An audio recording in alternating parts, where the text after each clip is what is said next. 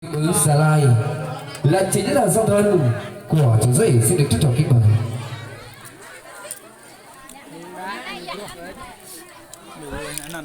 Lên được ta hay là mình giàu bé sang nọ cái nhô ta phải ta bỏ với ta cái nhô trang cái thâu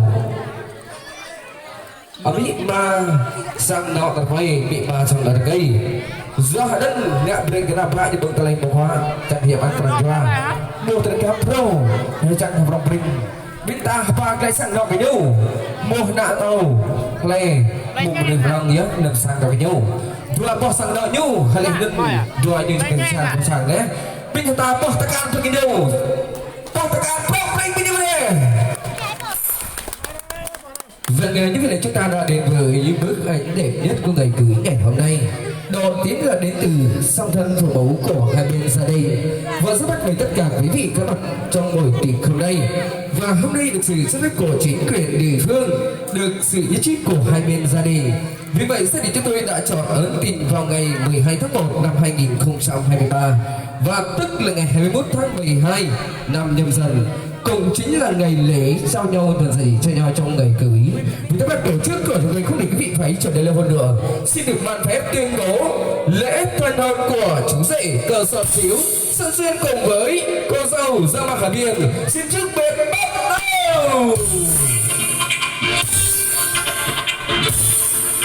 Và như vậy là những khó quả đấu đầu tiên của lối cái mặt cổ của người phụ huynh của chú rể cờ sọt xíu cùng với cô dâu do Hà Biên đến từ trận độ nghề cưới cầu ánh của nhà đã đỏ lên. Và như vậy là chúng ta sẽ tiếp tục đóng lại tình cảm quý vị dành tặng cho ngày vui của hai bên gia đình. Một lần nữa xin được trân trọng kính mời gia đình chúng ta cùng có những lời cảm ơn xin gửi gắm đến tất cả chúng ta. Trân trọng kính mời. Nè ngạp lại ba này nguy sang co không ăn này ô tay lên nguy chú nguy ông tê ta đất không ăn này ô con à gần đây play pla la bon này ni play để ti cái pre bắt cái sang cái đất con á còn thao dung ngọc có con đâu nhưng vang giang ngát đó đẹp không chứ nó chọc em đang hết còn bao cái kết ô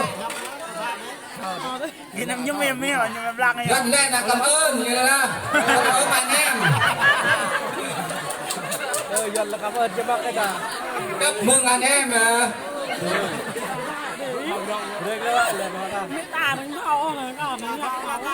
Alat dan kita terbaik kita lagi rakyat kemana kita terbaik.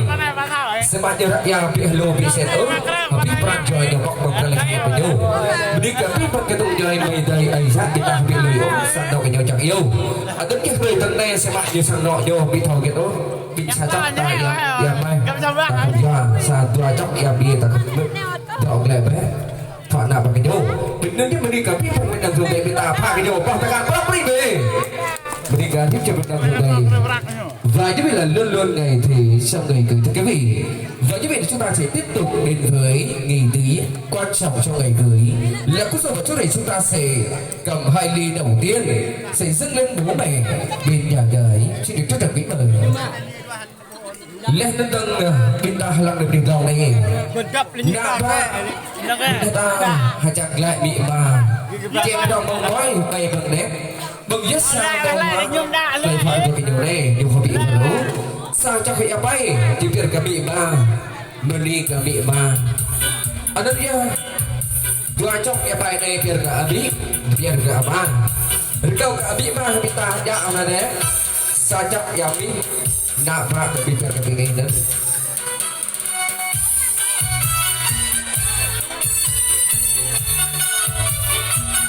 Và hai bên sư dân bố mẹ chúng ta hãy nhận hai ly con gái của mình đã trao và cùng hướng về nhiệm ảnh camera áo cưới bảo anh của chúng tôi đã ghi lại khoảnh khắc đáng nhớ của hai bên gia đình và tiếp tục cô dâu và chú rể sẽ dâng lên bài của nhà trai. Trân trọng kính mời là cảm ơn là respect nữa là cảm ơn là và xin mời hãy hướng về điểm ảnh camera của chúng tôi sẽ ghi lại khoảnh khắc đáng nhớ trong chương trình. Và trên 7 chiếc rảy vải có dâu, chúng ta cùng về lại vị trí ban đầu. Lên từ câu cả cho cái này kỹ, chắc cái gọi lẹ mình gọi cái đọc lẹ. Nha, quay cho con tên bên. Đất từ câu cả cho rì rà kỹ, chẳng dạ nập dạ xét tân. Hắn nắp tạ đâu đây bé, khẽ chắc đâu đây, hay chẳng chắc rì rà lẹ. Ở đây là phần bên đồng đồng đây bên ta, hay chắc bị cả lì bên ta ấy. Sai chắc cái tay các bạn ơi. Thì giúp mình kéo về. Chuẩn bị 2, 3. Xin chúc mừng cho gia đình chúng ta luôn luôn keo sơn siết chặt bên nhau. Lên lên câu cờ sang đầu bên ta chẳng nhằm tập thành chỉ chất. Lâu bên ta bờ lưng lên bên ta dạ can rề vé. Dạ can hay chẳng cái chắc rùi ra, chẳng cái thâu. Một nạn tàu lên, một đùi lỏng lép. Dạ can vé. Dạ can hay là bông mẹ nhục cái mềm đấy, hay chụp lẽ, hay chẳng cả nạp cho nặng mọt vào cái gì đó, nạp lại bằng lại khóa. Nó câu còn đưa vào sang nội nhiều hiệp tàu cây dày lắm, hay chấp rùi ra lẽ. Lên là câu còn đưa vào sang nội, mạ bằng đây, kiểu hơi đập lưng, hay cây mạ rõ hết, đưa nhiều hay chính cả phá đau đời bé. Đứng tiếp với câu còn sang nội nhiều.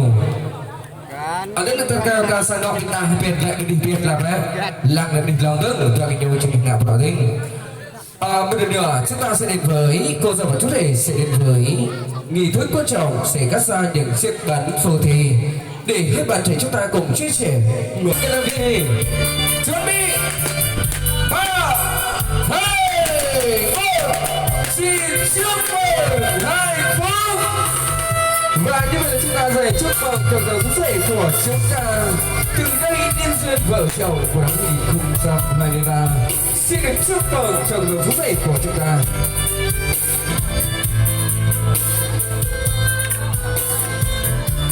Lên bên ta harus lên ke berikan berikan dari nyawa cinta beraya. Kat penyu hampir lepas tu kenu. Hasa ajak baik dua harga beri baik berkali ya. Adanya minta halang dua kenu. Ajak jak dari dok lam jauh dari dua nyawa habang cha